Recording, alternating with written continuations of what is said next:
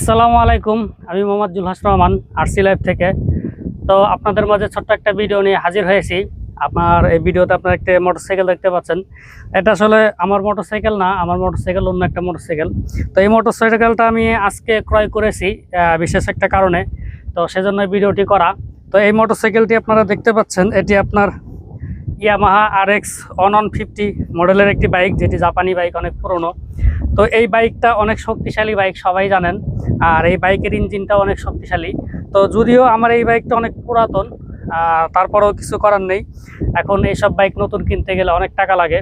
তো এই বাইকটা কেনার উদ্দেশ্য হচ্ছে এই ইঞ্জিনটা, আর বিশেষ করে এই ইঞ্জিনটা আমি আমার প্লেনে লাগাবো।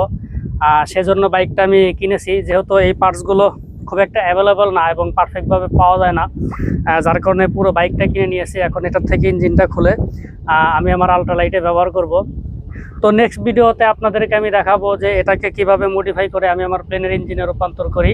আজকের ভিডিওটি এ পর্যন্তই। যদি ভালো লাগে অবশ্যই ভিডিওতে একটি লাইক দিয়ে যাবেন। ধন্যবাদ।